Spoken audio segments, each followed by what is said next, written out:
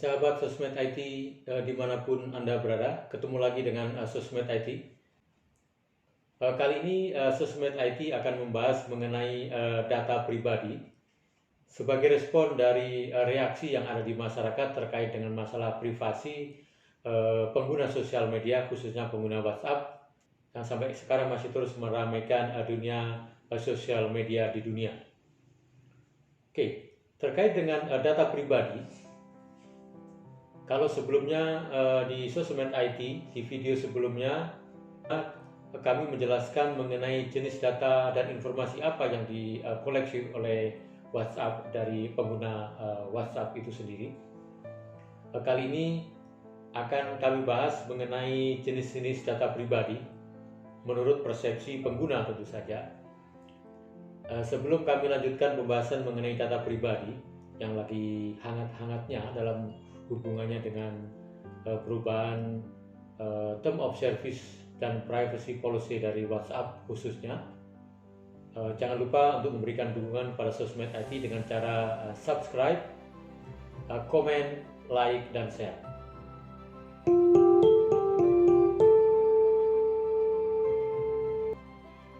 Oke, untuk membahas lebih lanjut mengenai data pribadi, kita bisa merujuk ke salah satu sumber yang terpercaya, yaitu dari International Association of Privacy Professionals, di sini dari iapp.org. Dari iapp.org kita bisa lihat di sini mengenai apa sih batasan atau jenis-jenis dari data pribadi. Salah satu sumbernya yaitu Categories of Personal Data. Ini kita bisa lihat, kita klik di sini. Ini kita bisa lihat berbagai kategori dari personal information atau informasi pribadi itu. Bisa dilihat ada beberapa kelompok. Kelompok pertama itu adalah kelompok internal, kemudian kelompok eksternal, kemudian historical, financial, dan social. Apa saja kelompok internal itu? Kelompok internal di sini adalah masalah knowledge and belief, termasuk di sini adalah keyakinan, agama, kepercayaan. Kemudian authenticating data ini termasuk informasi pribadi dalam hubungannya dengan autentikasi yang kita miliki, seperti password, kemudian PIN, dan juga nama ibu kandung.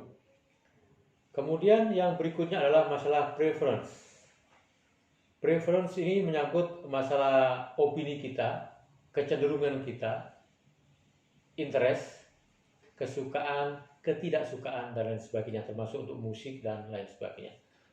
Kemudian kelompok yang kedua adalah kelompok eksternal. Ini pertama menyangkut masalah identifikasi yang kita miliki, terutama pada saat kita bersosial media, itu menyangkut nama, kemudian username, ID yang kita punya seperti KTP, paspor, SIM, dan lain sebagainya. Kemudian ethnicity, ini menyangkut etnis yang kita miliki, suku bangsa yang kita miliki. Kemudian masalah seksual ini terkait dengan gender identity, kecenderungan kita dalam hubungannya dengan gender, itu juga menyangkut data pribadi kita. Kemudian behavioral, ini menyangkut masalah kebiasaan kita dalam mengkonsumsi makanan, kebiasaan kita dalam bersosial media, dan lain sebagainya. Kemudian data berikutnya yaitu masalah demografi. Demografi ini menyangkut umur, kemudian juga lokasi geografis kita. Kemudian kelompok eksternal lain yaitu masalah medical and health. Itu data-data terkait dengan data kesehatan kita, data kita pada saat kita dirawat di rumah sakit, dan lain sebagainya. Juga physical karakteristik, ini menyangkut masalah tinggi badan, berat badan, warna mata, warna kulit, kemudian warna rambut, dan lain sebagainya. Kemudian di kelompok historical ini menyangkut mengenai masalah sejarah kita, sejarah asal-usul kita. Bisa jadi ini terkait dengan masalah perang, ini menyangkut masalah sejarah keberadaan kita, asal-usul kita. Kemudian kelompok berikutnya yaitu masalah finansial. Ini menyangkut masalah account perbankan, account finansial. Di sini termasuk di dalamnya adalah masalah nomor rekening bank, nomor kartu kredit. Termasuk di dalam account ini adalah informasi yang kita miliki dalam hubungannya dengan akses perbankan, kredit card, dan lain sebagainya. Kemudian yang berikutnya adalah ownership. Masalah ownership ini menyangkut kepemilikan kita terhadap rumah, mobil, apartemen, dan lainnya. Kemudian juga yang sifatnya transaksional ini menyangkut mengenai transaksi finansial yang kita lakukan pada saat kita melakukan transaksi perbankan, dan juga transaksi finansial yang kita lakukan sebagai contoh pada saat kita melakukan pembelian barang atau jasa secara online, itu juga termasuk data-data pribadi. Kemudian selanjutnya adalah masalah kredit. Kredit di sini adalah dalam hubungannya dengan reputasi kita terkait dengan kemampuan kita membayar, kemampuan kita berhutang, dan juga kemampuan kita dalam melunasi hutang dan lain sebagainya. Itu masuk data kredit di sini. Kemudian data sosial. Data sosial ini menyangkut profesi kita. Data profesi ini menyangkut masalah karir kita, profesi kita, pendidikan, latar belakang pendidikan, kemudian juga pekerjaan, gaji, sejarah pekerjaan kita, kemudian masalah sertifikat atau berbagai macam training yang kita ikuti. Itu adalah masalah profesional. Kemudian data kriminal ini adalah terkait dengan masalah aktivitas kriminal. Kemudian public life ini menyangkut masalah karakter, reputasi kita, perilaku kita di dalam masyarakat, dan juga perilaku kita di sosial media. Itu termasuk public life. Data lain, data sosial lain yaitu masalah family.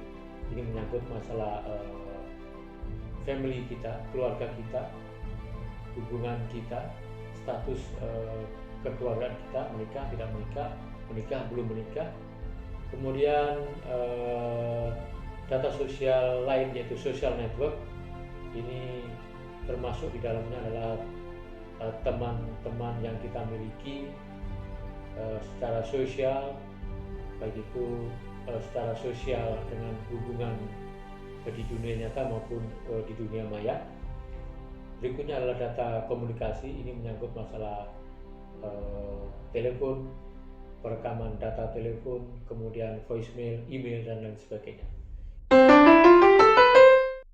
Itu adalah data dan informasi pribadi dengan merujuk pada referensi yang dikeluarkan oleh International Association of Privacy Professional.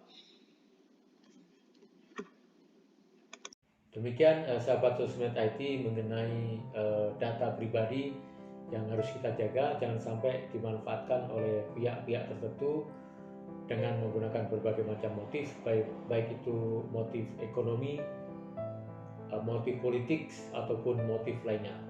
Terkait dengan masalah data dan motif ini, kami akan bahas di video selanjutnya.